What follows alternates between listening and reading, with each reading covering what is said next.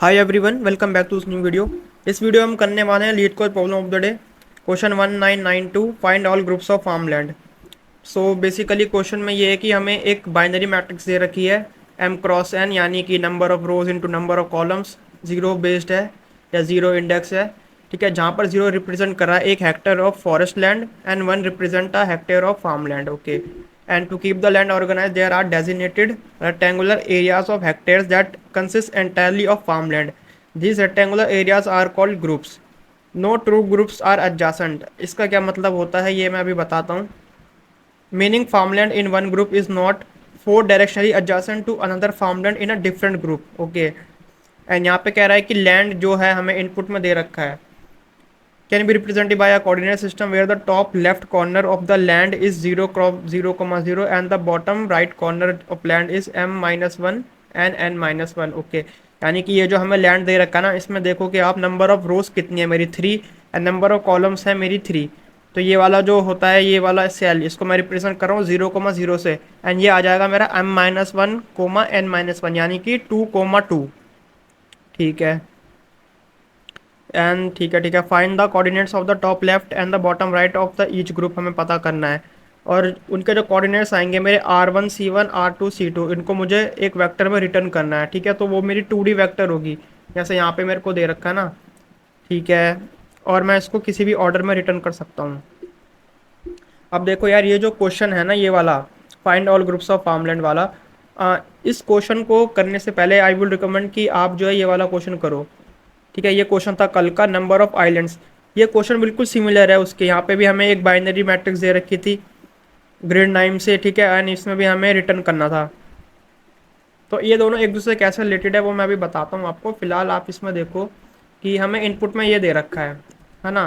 तो यहाँ से मैंने आपको बताया कि ये 0 हो गया, 1 हो गया, ये 2 हो गया, सिमिलरली ये 0 हो गया, ये 1 हो गया, एंड ये 2 हो गया। मैंने इंडेक्सिंग कर लिया है। नाउ ये वाला जो मेरा सेल है, ये वाला सेल, इसके जो कोऑर्डिनेट्स हैं ये है मेरे 0, 0 है ना। ये वाला जो सेल है इसके 0, 0 है। अब मुझे इसमें पता करना है फार्मलैंड्स कितने हैं, है ना। कहाँ पे लिखा था वो फार्मलैंड्स, मेरे को इसमें पता करने हैं। ये रिटर्न अ 2D जिसकी लेंथ 4 होगी, अब for each group of farmland in land. ठीक है, तो फार्मलैंड में रिप्रेजेंट हो रहे हैं मेरे 2 से। ठीक है, तो एक फार्मलैंड तो मेरा ये हो गया, है ना, एंड एक फार्मलैंड हो गया मेरा ये। ठीक है, अब मैंने जब पता कर लिया कि मेरे फार्मलैंड्स कितने, फार्मलैंड में मैं जीरो इंक्लूड नहीं करूँगा। ठीक है, तो एक फार्मलैंड हो गया मेरा ये, एंड एक फार्मलैंड हो गया मेरा ये।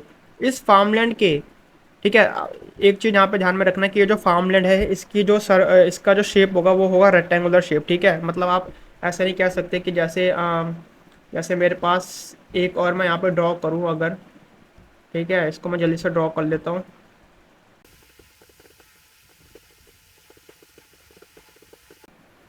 ठीक है, तो यहाँ पर देखो मैंने यहाँ पर एक ये ड्रॉ कर लिया। ठीक है, तो इसमें आप देखो कि मेरे जो फार्मलैंड्स हैं वो कौन कौन से हो सकते हैं। देखो, एक तो हो सकता है ये वाला, है ना। क्या ये वाला हो सकता है? ये वाला नहीं हो सकता। क्यों नहीं हो सकता? क्योंकि यहाँ पर देखो एक बात लिखी हुई है कि, देखो यहाँ पर लिखा है ना कि meaning farmland in one group is not four directionally adjacent to the another farmland. ठीक है, तो अगर मैं ये कंसिडर कर रहा हूँ कि मेरा ये फार्मलैंड है, तो क्या इसके बगल में तो एक और फार्मलैंड आ रहा है, तो ऐसा तो नहीं हो सकता है ना। और दूसरी चीज़, अगर मैं ये कंसिडर करूँ कि मेरा ये पूरा फार्मलैंड है, ये वाला पूरा फार्मलैंड, इसको मैं एक फार्मलैंड कंसिडर कर रहा हूँ, एंड इस पूरे वाले को मैं एक फार्मलैंड कंसिडर कर रहा हूँ, तो इन दोनों में से सिर्फ ये वाला फार्मलैंड ही वैलिड है, ये वाला फार्मलैंड वैलिड नहीं है। क्यों नहीं है? क्योंकि इसकी शेप अगर आप देखोगे ध्यान से तो वो रेक्टेंगुलर नहीं आ रही है ना। ये भाई ये बीच में से स्किप हो रहा है, इधर जीरो आ गया बीच में, तो ये भी फार्मलैंड नहीं है। ठीक है, हाँ, बट ये फार्मलैंड हो सकता है क्योंकि ये परफेक्ट रेक्टेंगुलर शेप है। ठीक है, दूसरी चीज़ ये कि अगर मैं इसके बीच में यहाँ पे लिख दूँ 1, 1, 1 ऐसे करके 1 लिख दूँ, ठीक है, तो ये भी वैलिड नहीं है।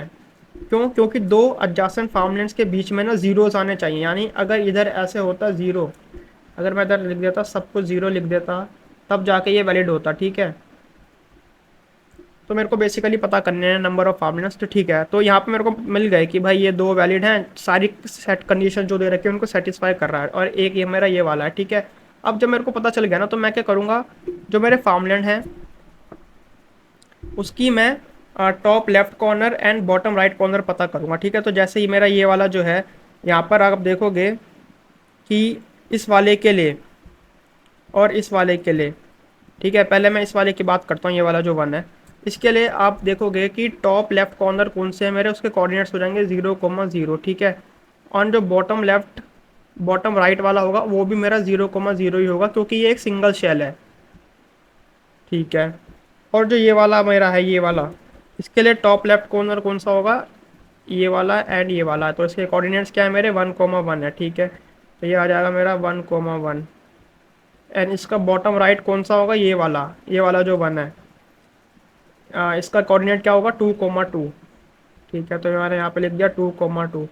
अब मेरे को ये जो मिले, इनको मेरे को सिंपली रिटर्न करा देना है बस। एक मेरे को ये मिल गया एंड एक मेरे को ये मिल गया। तो यहाँ पे देखो 0,0 चार बार आ रहा है, एंड 1,1 एंड 2,2 मेरा आ रहा है इस दूसरे वाले के लिए, ठीक है। तो ये मैंने रिटर्न करा दिया यहाँ पे। अब यहाँ पर आप एक चीज़ समझो कि मेरे को जो रेक्टेंगुलर लैंड मिल रहा है, ठीक है, जैसे मेरे को ये मिला 1,1, ठीक है। इसमें मेरे को क्या करना है कि अगर आप पता करोगे कि नंबर ऑफ रोज या नंबर ऑफ कॉलम्स कितने हैं, तो यहाँ पे देखो नंबर ऑफ कॉलम्स या नंबर ऑफ रोज दोनों दो दो हैं, ठीक है। तो मेरे को यार ऐसे मैं कर सकता हूँ ना बेसिकली कि इसका जो टॉप लेफ्ट कॉर्नर होगा वो स्टार्ट होगा 0 एंड 0 से, मतलब स्टार्टिंग में मैं उसको एज्यूम कर लेता हूँ कि वो 0 एंड 0 से, ठीक है। और फिर मेरा जहाँ पर भी वो बन रहा है मैं इनको इंक्रीज करता जाऊँगा, मतलब मैं बेसिकली दो फॉर लूप्स का यूज़ कर रहा हूँ, एंड उन फॉर लूप्स की हेल्प से मैं पहले इसमें ट्रैवर्स कर रहा हूँ, है ना। फिर मैं इसमें चेक करूँगा कि 1 आ रहा है कि नहीं आ रहा, जैसे कल वाले क्वेश्चन में करा था। फिर इसमें चेक करूँगा 1 आ रहा है कि नहीं आ रहा। तो ऐसे करते करते जो मेरे स्टार्टिंग के दो हैं, यानी कि जो मेरा टॉप लेफ्ट वाला होगा वो मैं फॉर लूप की हेल्प से पता कर सकता हूँ। बट जो मेरा ये दूसरे वाले जो हैं नंबर्स, यानी कि जो बॉटम राइट वाला है, वो मैं कैसे पता करूँगा, उसके लिए मैं यूज़ करूँगा DFS का, ठीक है। DFS फंक्शन में बनाऊँगा। और एक चीज़ आप देखोगे कि जो मेरे को लैंड मिल रहा है ना, उसके जो ये सेकंड वाले कोऑर्डिनेट्स आएंगे, यानी कि जो बॉटम राइट वाले कोऑर्डिनेट्स आएंगे, वो होगा मैक्सिमम रो और मैक्सिमम कॉलम, ठीक है। मैं इसको यहाँ पे लिख भी देता हूँ। वो होगा मेरा maximum of row and max of column, ठीक है। इसका मतलब क्या हुआ यहाँ पे,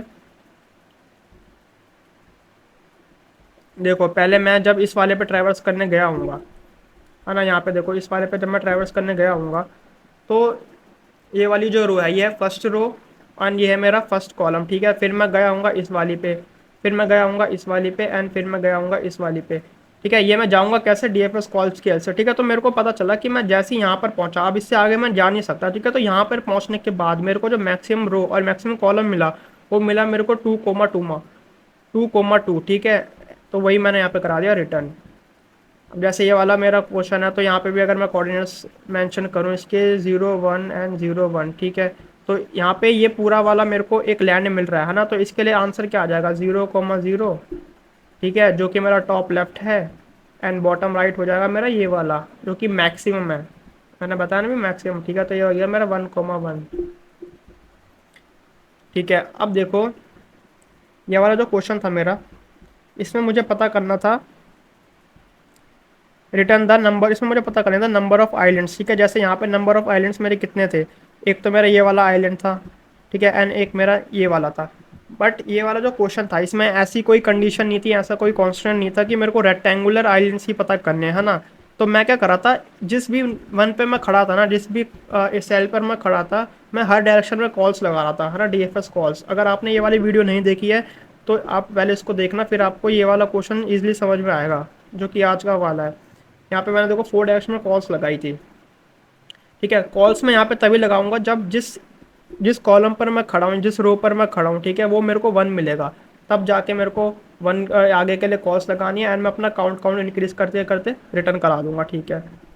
तो यहाँ पे देखो, यहाँ पे मैंने सिमिलर चीज़ें करी हुई है। मैंने नंबर ऑफ रोज पता कर लिया, नंबर ऑफ कॉलम्स पता कर लिए, एंड एक 2D मैट्रिक्स में मैंने आंसर बना दिया जिसको मैं यहाँ पर रिटर्न कर रहा हूँ, ठीक है। फिर मैंने यहाँ पे रोज के लिए लूप लिखा है, कॉलम्स के लिए लूप लिखा है ना, सिमिलर है बिल्कुल। यहाँ पे मैंने इसको N और M से लिखा था, बट यहाँ पर मैंने इसको रोज एंड कॉलम से लिखा है।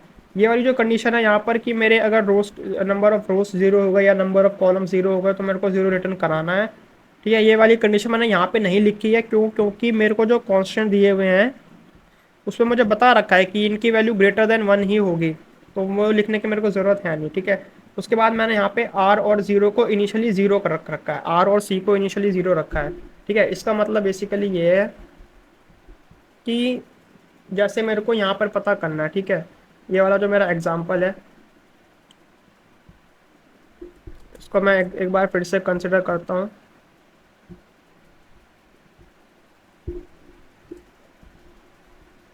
ठीक है, तो मेरा जो ये वाला एग्जांपल है ना, यहाँ पर मैं क्या कह रहा हूँ कि मेरे जैसे 0 1 2 इसको मैंने इनिशियलाइज कर दिया, ठीक है। यहाँ पे 1 आएगा, सिमिलरली 0 1 एंड 2।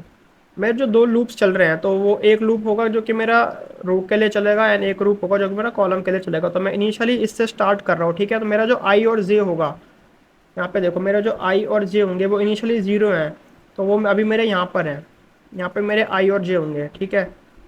अब जो मेरी जो इसकी बॉटम राइट की जो मेरी आर और सी मैं निकाल रहा हूँ, मैं उसको भी इनिशियली इधर कंसिडर कर रहा हूँ, ठीक है। मैंने आर और सी इनिशियली इधर कंसिडर करे 0 0 पे, जिनको मैं आगे एक्सपेंड करता जाऊँगा और मैक्सिमम निकालता जाऊँगा, ठीक है। जैसे इस केस में मैंने कॉल्स लगाई राइट के लिए, तो 0 मिल गया तो मैं रिटर्न हो गया। फिर मैंने लगाई बॉटम के लिए, मेरे को 0 मिल गया तो रिटर्न हो गया। फिर मैं इधर के लिए लगा रहा हूँ तो रिटर्न हो जाऊंगा क्योंकि इधर कुछ है नहीं, सिमिलरली इधर के लिए रिटर्न हो जाऊंगा। मेरे को पता चला कि यार आर और सी की वैल्यू तो इंक्रीज ही नहीं हुई, तो वो तो 0 0 ही है, तो इसके लिए इसका आंसर तो वही आ गया, मेरा चारों 0 हो गए, है ना। फिर ऐसे करते करते मैं इधर आऊँगा, फिर इधर आऊँगा, फिर मैं आऊँगा इधर। यहाँ पे देखो, यहाँ पे आई और जे की कुछ वैल्यू होगी, वो आई और जे की वैल्यू क्या होगी, 1 1, तो मेरे को आई और जे की वैल्यू तो मिल जाएगी, ठीक है। अब मेरे को आर और सी की वैल्यू निकालनी है, तो उसके लिए मैं डी एफ एस कॉल्स लगा रहा हूँ, ठीक है। पहले मैं गया इधर, ठीक है, तो इधर मैंने देखा कि यार आर और सी की वैल्यू कितनी आ रही है। अगर मैं यहाँ पे देखूँ तो ये आ जाएगा मेरा 1 2, ठीक है। फिर मैं गया इधर, ठीक है, और यहाँ पे आर और सी की पहले वैल्यू कितनी आ रही थी, पहले वैल्यू आ रही थी 1 1, ठीक है। मेरे को यहाँ पे मैक्सिमम का भी पता करना है, ठीक है। मैंने देखा कि यार कॉलम तो रो तो चलो ठीक है 1 ही आ रही है, बट कॉलम मेरा इंक्रीज हो गया, ठीक है। तो अभी जो मेरा आंसर में आर और सी की वैल्यू बची वो ये बची, तो इस वाली को मैं कर दूंगा डिस्कार्ड, तो यानी इसको मैं यहाँ से कर देता हूँ रिमूव, ठीक है। फिर मैं जब इस वाले कॉलम पे आया तो मैंने देखा कि जो मेरी आर और सी की वैल्यू है वो है मेरी कितनी, 2 2, ठीक है, 2 2। मैंने फिर कंपेयर करा इसको इसकी प्रीवियस वैल्यू से, मैंने देखा यार जो मेरा रो है और कॉलम है उन दोनों की ही वैल्यूज़ इंक्रीज़ हो गई हैं, तो मैं इसको यहाँ से हटा दूंगा क्योंकि अभी मेरे को मैक्सिमम मिला ये वाला, ठीक है। फिर मैं गया इस वाले पे, इसकी जो वैल्यूज़ आई वो आई कितनी आ जाएगी इसकी, 2 1, ठीक है। तो 2 1 यहाँ पर लिख देता हूँ मैं 2 1, बट जो 2 1 है वो लेस देन है इसकी वैल्यू से, तो मैं इसको इंक्रीज तो करूँगा नहीं, तो इसको भी मैं ऐसा हटाता हूँ। तो मेरे को मैक्सिमम जो वैल्यू मिली वो मिली ये वाली, जिसको मैंने यहाँ पर कर लिया है रिटर्न। यहाँ पे देखो 2 2, तो ये काफ़ी सिंपल है, ठीक है। यहाँ पर मैंने ये आंसर बनाया 2D जिसको मैं यहाँ पर रिटर्न करा रहा हूँ, ठीक है। फिर मैं ये बोल रहा हूँ कि जैसे ही मेरे को 1 मिलेगा, इनिशियली तो आर और सी दोनों को मैंने 0 रखा है, यहाँ पे मैंने डी एफ एस फंक्शन बना दिया, ठीक है। इन डी एफ एस फंक्शन से रिटर्न होके मेरे को आर और सी की कुछ वैल्यूज़ मिलेंगी, ठीक है। ये वैल्यूज़ होंगी, अपडेटेड वैल्यूज़ होंगी, तो उसको मैंने एक अनदर वेक्टर में स्टोर कराया है एंड देन इसको पुश बैक करा दिया इस आंसर वाले वेक्टर में, ठीक है, क्योंकि ये वेक्टर ऑफ वेक्टर्स है, ठीक है। अब ये जो सॉल्व फंक्शन है ये बिल्कुल सिमिलर है इस वाले के, यहाँ पे जो मैंने बनाया ना, देखो यहाँ पर मैंने 4 कॉल्स लगाई थी एंड यहाँ पे मैंने मार्क करा था ताकि मैं फिर से सेम सेल पे रिपीट ना कर जाऊँ, तो वही चीज़ मैंने यहाँ पर करी हुई है यार। रोज निकाल दिए, कॉलम्स निकाल दिए, ठीक है। ये मैंने कंडीशंस लगा दी कि जो मेरा रो है वो लेस देन 0 अगर हो गया या फिर ग्रेटर देन रोज हो गया। सिमिलरली कॉलम्स के लिए मैंने कंडीशन लगा दी, और अगर मेरा लैंड ऑफ एक्स और वाई मेरा 0 है तो मुझे रिटर्न कर जाना है।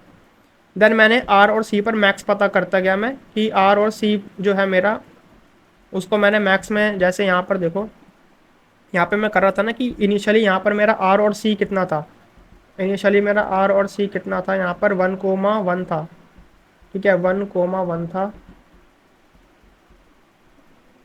ठीक है। और मेरा जो एक्स और वाई है वो भी मेरा 1 1 था, तो यहाँ पे मैं एक्स और वाई भी कर देता हूँ 1 1, है ना। और जब मैं इस पे जा रहा हूँ तो मैं कंपेयर कर रहा हूँ इनकी प्रीवियस वैल्यू से, ठीक है, कि मैक्सिमम क्या है मिनिमम क्या है। तो वही चीज़ तो मैंने यहाँ पे करी है कि मैक्स में पता करूँ एक्स कोमा आर, मैक्स पता करूँ वाई कोमा सी, तो मुझे अपडेटेड मुझे अपडेटेड वैल्यूज़ मिल जाएंगी। सिमिलरली मैंने इसको कर दिया मार्क, लैंड ऑफ एक्स को मैंने 0 से मार्क कर दिया, जैसे यहाँ पर मैंने ग्रिड को करा था, ठीक है। एंड देन मैंने कॉस्ट लगा दिया आगे के लिए, या टॉप के लिए, राइट के लिए, बॉटम के लिए, लेफ्ट के लिए। तो इसको मैं एक बार सबमिट करके भी दिखा देता हूँ आपको। तो इसकी जो टाइम कॉम्प्लेक्सिटी आएगी वो आएगी rows into column, O of M into N आप बोल सकते हो, ठीक है। ये देखो सबमिट भी हो गया है ये। तो इसकी जो टाइम कॉम्प्लेक्सिटी आएगी वो आएगी ओ ऑफ एम क्रॉस एन, ठीक है। एंड स्पेस कॉम्प्लेक्सिटी इसकी कुछ, स्पेस कॉम्प्लेक्सिटी भी यहाँ पर आप बस एक स्पेस यूज़ कर रहे हो जिसको आप रिटर्न करवा रहे हो।